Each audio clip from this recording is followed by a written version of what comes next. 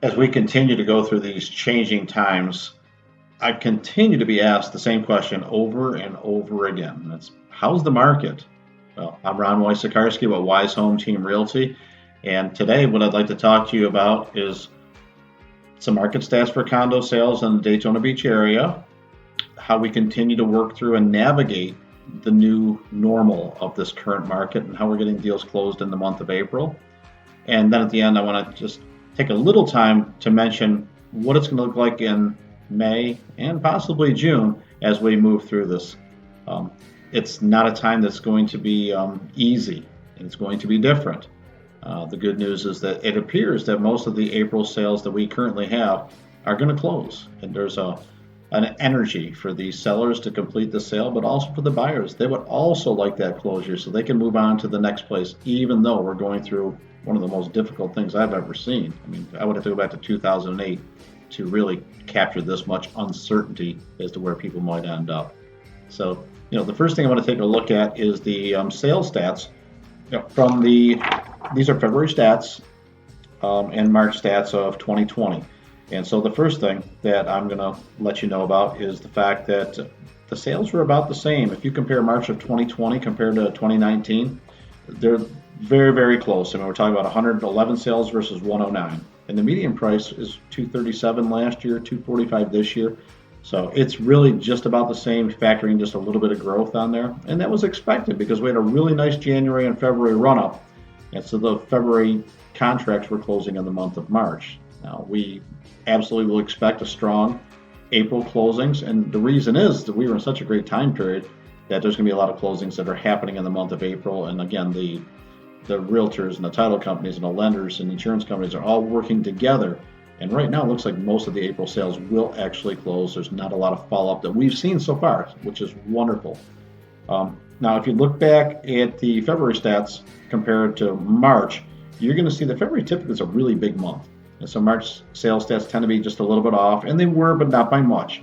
So if we are in a more traditional time, what you would find is that sales are about the same or a little bit better than last year, and there's the typical slight drop off from February to March. April right now looks like it could be pretty good, so we're excited about that. The year-over-year sales, if you look at all the sales completed in 2020, it's 357 through the end of March. The year before is 306, so about 50 more sales. That would translate to more than 200 extra condo sales over the course of a year if things remain true to that number. That's pretty exciting. I mean, that's growth. That's real growth. The continuing story is that inventory continues to be a story. It's low. There's not a lot of properties coming on the market right now, and if you're in the process of moving, thinking of selling, it may be in your favor because there's very little for the buyers to choose from because not a lot of new inventory is coming onto the market, and some of it is actually going under contract and closing. So inventory it's been a story for the last 2-3 years. That is not changing. So we will continue to look into that as far as what we can see for opportunities for buyers. So, we talked a little bit about how we're closing these deals in the month of April. What I can tell you is this. We are finding that the lenders are adapting to this environment. Some of the appraisals that were full interior inspections have turned into drive-bys. So that's been a benefit to getting those pieces out. And the home inspections are able to typically work under white glove conditions. And so that's not a lot different for them. I see a lot of gloves and a lot of masks, but that's not tremendously different. And they work rather independently. They've always kept their own space. So not a lot of change there. And then finally, as far as the insurance companies right now, we continue to write and find ways to help people get that insurance. And the lenders are doing their job right now. They're figuring things out. And where we might have been a little bit concerned right now, that they've stepped up amidst all of this craziness that we're in. So right now, it looks like most or all the April pipeline will close out. And that's really positive for the area. What does it look like coming up in May and June? Well, if there's fewer properties coming on the market and different types of showings in the month of April, that could lead to some, I would say, a slight drop in closings for May, maybe a big drop. That's really the pressure point of the industry right now is what are the stats going to look like in May? We will have some May closings that originated back in February and March that took a longer time to close, but it's likely to be fewer pendings that occur in the month of April. So that would lead me to believe that May is going to be a little bit off for closings. Now, with that said, I believe that if we hit the 30-day lockdown early part or first week of May, there's going to be a lot of pent-up demand. Interest rates are still low, and you may see a number of people looking to purchase properties during that time frame. So end of May, early June, could see a dramatic rebound, and it might cover whatever shortfall in May might actually be made up in June. And the reality of it is, if it drags just a little bit longer, at some point, July, August, you'll probably see an abnormally large amount of closings because they got pushed back a little bit. And that seems to be the case right now. Yeah, I wish I had a crystal ball and could give you every right answer, but based on the people that I'm talking to around the country, that seems to be the story that makes the most sense, and we'll adjust. If you're a small business owner and you're working with the PPP loan, I can tell you personal experience, it took a lot just to get signed on last week to get the initial contact made.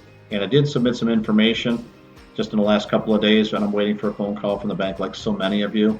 If I can shed some light on that, and if we have a success with that, then I'll absolutely bring it up and let you know how we were able to get it done. And I'll be listening because I know that some people have already gotten through the process in other parts of the country, and they've already been funded. So hopefully it will clear a path for all the business owners to get some relief right now to keep our country going and to keep these businesses thriving. And that's what it's all about right now. So if there's something that we can do just to help you out that doesn't involve real estate, click on the website, call the phone number behind me for help. We've had some people reach out, and we've done our very, very best to accommodate what they're looking for. It's never easy, and again, we're not stockpiling here, but we've been able to reach out to our friends in the community to help out, and that's been wonderful. If there's someone that's in the process of moving and you're just not sure, call me anytime, and we'll see if we can help you out and just navigate. If you're already under contract and having difficulties and we're not involved in a transaction, we still want to help you or the people that are helping you move.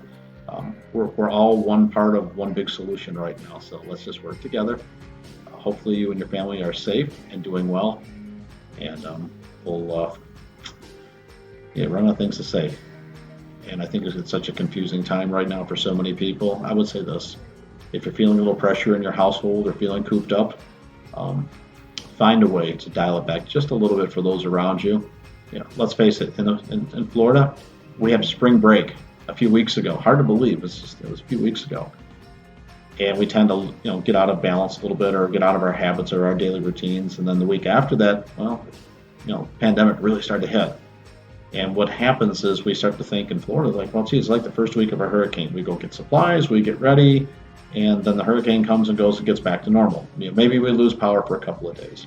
Well, last week was really like the second week of the hurricane. The storm stalled, or it spun around, or kept changing direction and lingered for an extra week. So really by last weekend, I think a lot of people all right, I'm done with this. We've had spring break. We've got a 2-week hurricane. We should be going back to work right now. We should be going back to normal things. And the fact is it didn't happen. So if you find yourself in that space and it's a difficult time for you, reach out.